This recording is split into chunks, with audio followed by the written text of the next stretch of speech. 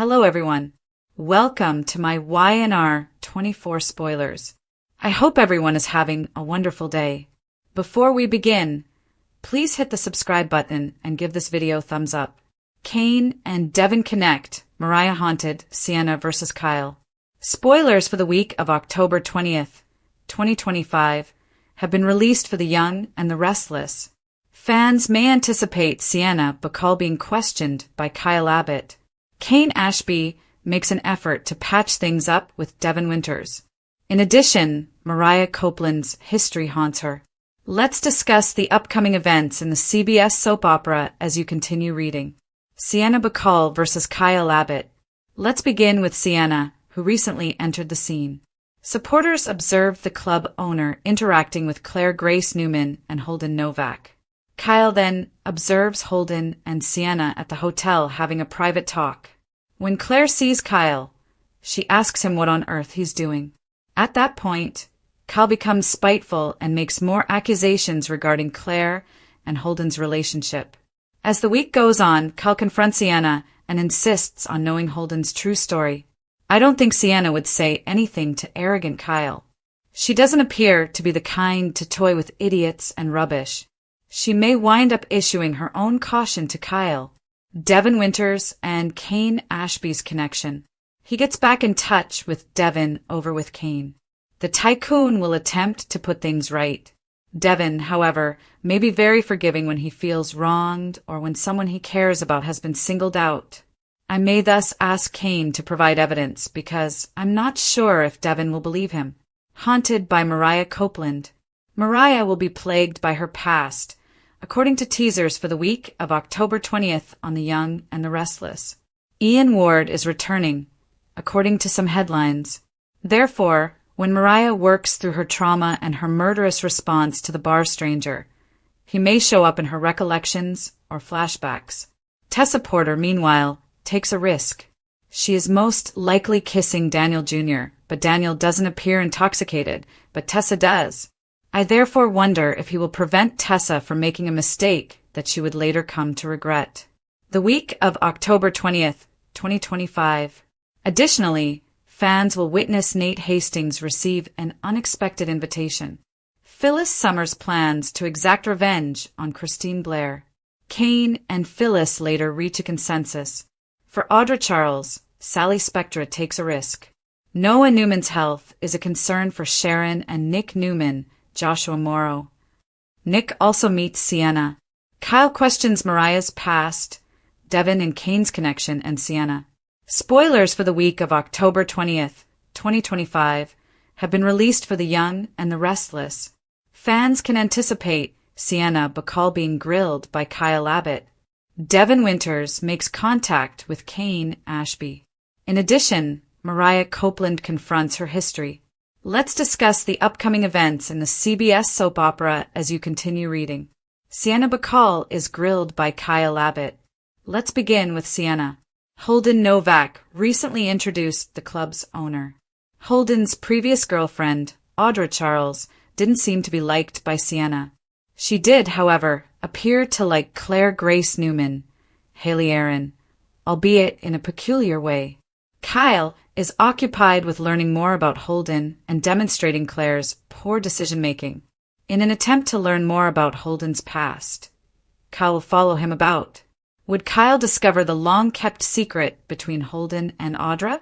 Kyle questions Sienna and demands information regarding Holden, but Sienna doesn't seem like the kind of person who would provide him with information. Actually, rather than Kyle warning Sienna, Sienna may be the one to do so. Devin Winters gets back in touch. He meets up with Devin over with Kane. The owner of the music label will attempt to patch things up with a lately returning tycoon. Devin, on the other hand, can be harsh and merciless when he believes someone is a scheming person, particularly if his loved ones are impacted. To demonstrate it with his deeds, Devin might even tell Kane rather than merely using platitudes. The past of Mariah Copeland. According to spoilers for the week of October 20th on The Young and the Restless, Mariah will still be plagued by her past. News reports have hinted at Ian Ward's impending comeback. Therefore, while Mariah has treatment and works through everything, he may appear in her recollections. Tessa Porter, meanwhile, makes a bold move. A promotional clip shows Tessa stumbling on the stairs while intoxicated. She tries to kiss Danny Jr. at this point, but he catches her. Will Daniel tell her to stop right now or accept the kiss? The week of October 20th, 2025. Additionally, fans will witness Nate Hastings get a surprise invitation.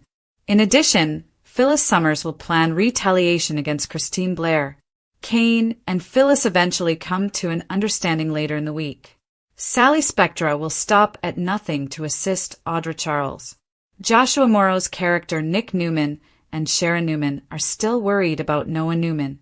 Nick eventually meets Sienna as well. Each character's plot flows into the next during the week of October 20th, 2025 on The Young and the Restless, building to revelations that will surely reverberate throughout Genoa City for months to come. Suspicion quickly gives way to conflict, forgiveness, and the lingering effects of prior trauma. The question still stands: who will survive this week undamaged as the people of this busy metropolis struggle with love, treachery, and both tangible and emotional ghosts? Kyle Abbott versus Sienna, a conflict of secrets and control. Sienna Bacall's mysterious arrival. It has not been a quiet arrival for Sienna Bacall in Genoa City. The mysterious club owner, played with elegant passion by Tamara Braun, has already established herself as a self-assured and attention-grabbing woman. Her encounters with the dapper Holden Novak, Nathan Owens, have sparked interest, in part due to the air of secrecy that permeates their conversations. Holden's reputation precedes him. He is a playboy, a businessman, and completely unpredictable. However, Sienna appears to be impervious to his charm, which suggests that she is manipulating the situation. The relationship between Sienna, Holden, and Claire became more complex with the arrival of Claire Grace Newman. Sienna seemed both interested and suspicious of Claire, recognizing in her a weakness that, depending on her intentions, could be exploited or shielded. An unsaid understanding between two women navigating a world of strong men and hazardous secrets was implied by their discreet exchanges. The control obsession of Kyle Abbott. Here comes Genoa City's eternal golden boy, Kyle Abbott, who has dedicated his life to establishing his value in both business and romance. His drive to steer the story has been almost obsessive lately, particularly when it comes to Claire and Holden. Kyle investigates Holden's past carelessly because of his entitled feeling of righteousness and jealousy, which he passes off as concern. In typical Abbott form, Kyle is oblivious to his own hypocrisy and views himself as the moral compass. He starts his campaign against Holden by claiming to be protecting Claire, but the real motivation is much more selfish. Kyle has never been able to fully forgive Claire for standing up for herself and for making decisions that didn't fit his ideal of perfection. Observing her bond with Holden feeds a poisonous mix of superiority and jealousy.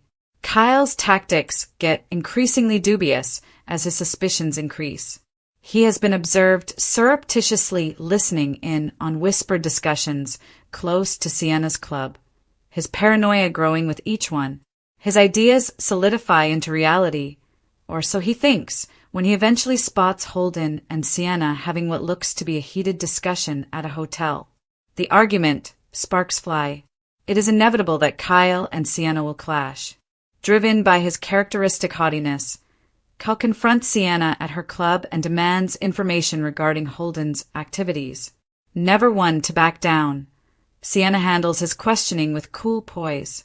She has previously encountered wealthy, entitled guys like Kyle who believe that charm and a well-known last name are sufficient to elicit information. Kyle asks incisive yet careless questions. What is Holden concealing? How are you related to him? Is Claire in danger? Sienna's answers are calculated and full of sarcastic humor and subliminal threats. Though she doesn't acknowledge the nature of their relationship, she also doesn't deny knowing Holden. She changes the course of events instead, cautioning Kyle that meddling in other people's problems frequently results in burns. This exchange is a struggle for supremacy rather than just verbal sparring. Kyle's displeasure is only heightened by Sienna's composed manner. "Kyle, you're asking the wrong questions," she cautions him. It touches a chord. "Perhaps you ought to question yourself. Why do you care so much?" Underneath his bluster, Kyle's intentions are clouded by his own insecurities and residual guilt from past failed relationships. But Sienna's caution may be more than just a philosophical one. She seems to be more knowledgeable than she admits, possibly about Holden's background or Kyle's own skeletons. In any case, she will not be coerced into disclosing anything. The price of arrogance and the Abbott legacy. Kyle's character has a turning point in this plot. His unrelenting quest for power is a reflection of the same shortcomings that have plagued his family for many generations. Due to Phyllis's deceptive habits and Jack Abbott's business disputes, Kyle's encounter with Sienna turns into a symbolic reckoning. He's becoming into the kind of man he hates, one who confuses power with control. Meanwhile, Sienna shows up as a wild card, a combination of truth-teller and antagonist. Although she plays a morally dubious function in Holden's universe, she is an intriguing counterpoint to Kyle because of her capacity to reveal the hypocrisy of Genoa City's elite. Sienna Bacall has already established herself as a formidable lady, whether she is a friend or an adversary. 2. Devin Winters and Kane Ashby, the precarious bridge of redemption, the weight of past injuries. Kane Ashby has always been a contradictory man, endearing but flawed, loyal but dishonest. His yearning for atonement clouds his return to Genoa City. He is still haunted by the ghosts of his past, which include betrayals, falsehoods, and lost love. His pursuit of Devin Winters, Brighton James, is an act of emotional survival rather than merely an effort to patch things up. But Devin is a difficult man to forgive. He has been somewhat hardened by his journey from bereaved son to music magnate. He has witnessed treachery in a variety of contexts, including his own family, professional, and romantic relationships. He views trust as a resource that must be earned rather than bestowed. Devin's first response when Kane approaches him is one of mistrust. Without action, words have no meaning for him. A discussion about reality. Although they start out with polite introductions, their meeting soon devolves into something honest and intimate. Kane acknowledges his past transgressions as a father, friend, and businessman. Instead of defending his behavior, he takes ownership of it, possibly for the first time. With his arms folded and his gaze icy, Devin listens. His look is dominated by disappointment rather than fury. Devin confronts Kane when he says he wants to make things right, saying, "You've said that before." This time, what's different? The ensuing quiet is thick with history. Kane's response, "I'm tired of running," strikes a deeper chord. Both guys have experienced the loss of loved ones. Both have seen relationships ruined by their aspirations. There's a glimmer of comprehension in that instant. Devin's forgiveness is difficult to come by, though. He tells Kane that consistency, not confessions, is the key to making apologies. Rebuilding trust is a gradual process. However, as the discussion goes on, something changes. The two men start talking about legacy, music, and second chances. Although there isn't a complete reconciliation at the conclusion of their meeting, there is a sliver of hope, a tenuous link between the past and the future. Progress on redemption. The constraint of the Kane-Devin plot is what makes it so lovely. It's about two imperfect guys facing their humanity, not about extravagant gestures or spectacular forgiveness. Their encounter resonates because of Devin's reserved tenderness and Kane's earnestness. Their paths will cross again, possibly in business or brotherhood, if this week is any guide. 3. Mariah Copeland, Shadow Haunted. Is Ian Ward's comeback real, or just a dream? One of Genoa City's most multifaceted characters has always been Mariah Copeland. Although she has been resilient throughout her path from cult victim to mother and artist, trauma left traces that never fully go away. Longtime watchers instantly think of Ian Ward when the spoilers imply that Mariah will be haunted by her past. One of the most unsettling episodes in the show's history was Ward's evil effect on Mariah when she was younger. Her identity was fashioned by his psychological torture and manipulative control in ways she has only recently come to comprehend. It's unclear now if Ian's return is actual or symbolic as she deals with memory lapses and eerie visions. Is her vision of him a result of unresolved trauma, hallucinations, or dreams? The breakdown in emotions. This week's Mariah tale examines the thin line separating recovery and a fearful relapse. Her conduct becomes unpredictable as she struggles with flashbacks. She can be jittery, preoccupied, and even aggressive at times. Ever the encouraging spouse, Tessa Porter observes, but is unsure of how to get in touch with her. The weight of secrets and repressed anguish is causing their once strong bond to weaken. The tension reaches its peak when Mariah loses her temper with a stranger she met at the pub, bringing back memories of Ward's manipulation. Even she is shocked by her aggressive reaction. She later breaks down and tells Tessa that she believed she had moved past her trauma, but that it is still festering inside of her. Truth, therapy, and the prolonged journey home. Haunting doesn't necessarily involve ghosts and chains. Sometimes it's just a persistent recollection. Mariah starts to work through her feelings of humiliation, remorse, and the persistent fear of becoming the person Ian once desired her to be during therapy sessions. Her battle reflects real-life PTSD and recovery topics, which the show's authors tackle with empathy and authenticity. As the week goes on, Ian might be seen in murmurs, reflections, and dreams. Whether he is indeed returned or just a creation of her mind, his presence is there to make Mariah take back her story. By facing her past, she is regaining her power rather than merely battling a villain. 4. The kiss that transforms everything. Tessa's temptation. A weak moment. Tessa Porter is also put to the test morally. She finds herself with Daniel Jr. after a night of excessive drinking. Daniel catches her when she trips on the stairs, and she impulsively leans in for a kiss in that private, vulnerable moment. Although it's a brief act, tainted by intoxication and disarray, the consequences are profound. Always the gentleman, Daniel pauses. His gut tells him to halt in order to spare Mariah and Tessa from an error brought on by emotional turmoil. However, Tessa's expression, which combines remorse, longing, and melancholy, says a lot. This moment highlights the fissures that trauma has left behind after testing her life with Mariah via sadness and silence.